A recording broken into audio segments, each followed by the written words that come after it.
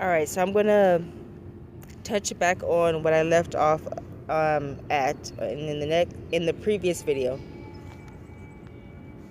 So we were talking about faith is shown by deeds, and I'm gonna read verse 14 again before I elaborate a little bit more.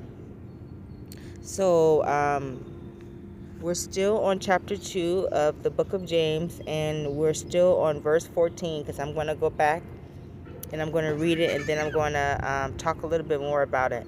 So it says, "What doeth it profit, my brethren, though a man shall..." Wait, let me go back. I'm stammering again. That means some truth.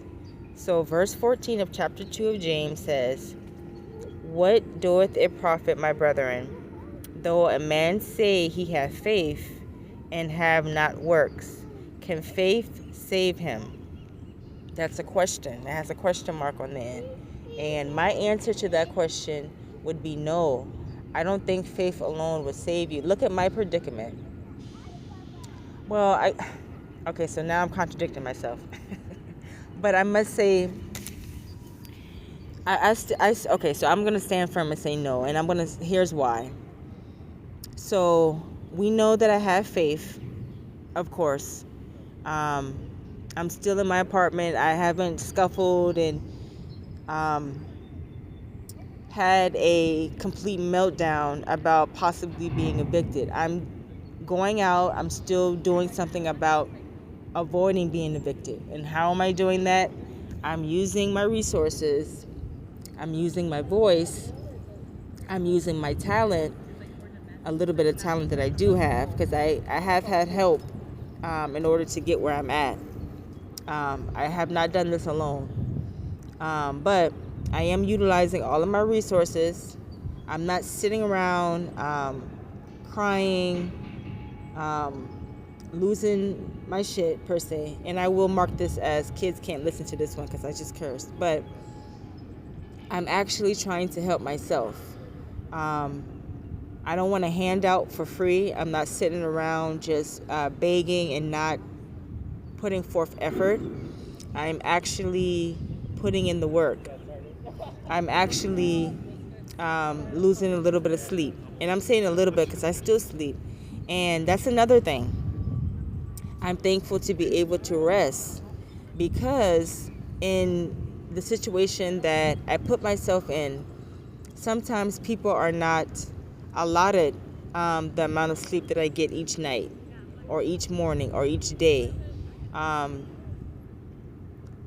They don't have that opportunity to be able to sleep in and just leave the house and just kind of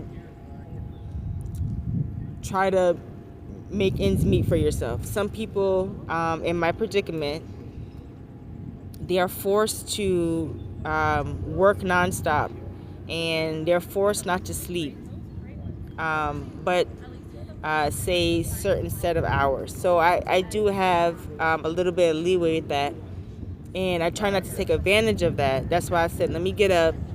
It's already a certain set time, and now my wristwatch is already synced at 9 each morning, that it kind of rings 9, and I forgot the other time. That alarms me that, okay, you need to go ahead and prep to leave, because you know it's 9 o'clock. It's time to go ahead and start the day. But certainly faith alone is not going to get you to where you would like to be. You have to put in the work. You have to, and that's the only way that you will get investment in anything. Anyone will see your worth is by what you do. So I'm going to go ahead and get off that topic because I don't want to blabber too much. But verse 15 says, "If a brother or sister be naked and destitute of daily food, and one of you say unto them, Depart in peace, be ye warmed and filled, notwithstanding ye give them not those things which are needful to the body, what doeth it profit?"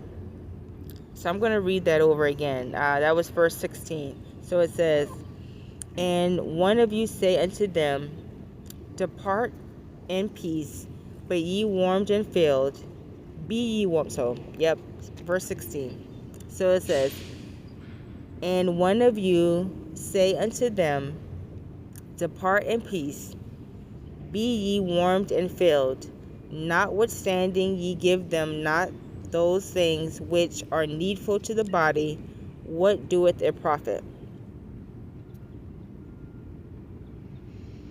And I gotta get some more clarity on that one. So that's verse 16 of chapter 2 of the book of James. Even so, faith, if it I'm going to drink a little bit of water, y'all. I got my water beside me. Hold on a second. I'm going to pause just a bit. I'm not going to pause the video because it's going to mess it up. But give me just a minute. I did fill up my water this morning before I left. So I am staying hydrated because I know I'm out in the sun. Now, it is pretty warm this morning. I'm not going to lie.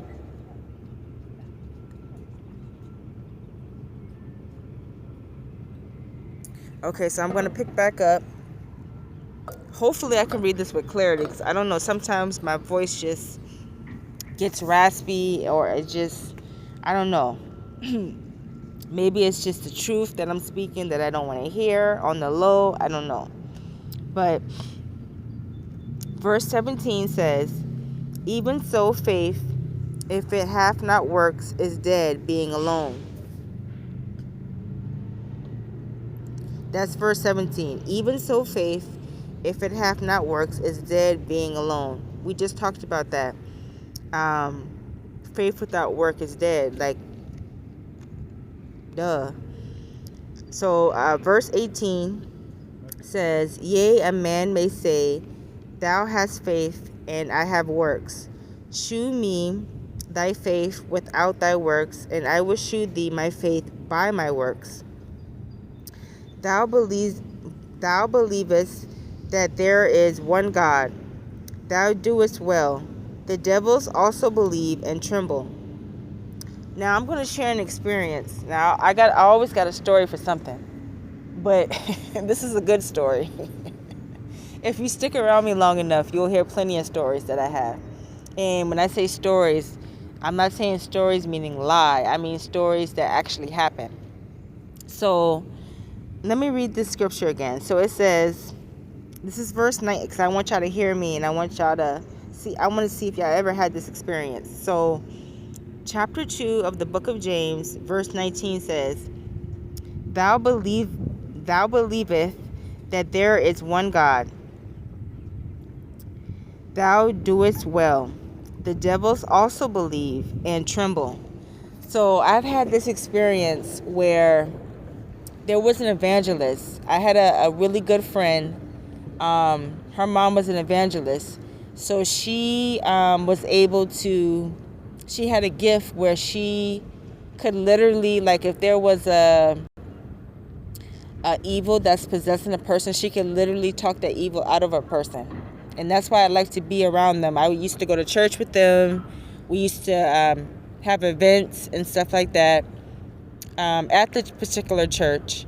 And this particular person I know ended up having a child. And I never knew that this particular person was going to have a child because the way that they were raised kind of sheltered like myself. And I just didn't think that she would actually have a child before marriage because, like I said, she was sheltered like me. Both of her parents were pretty much in the church. And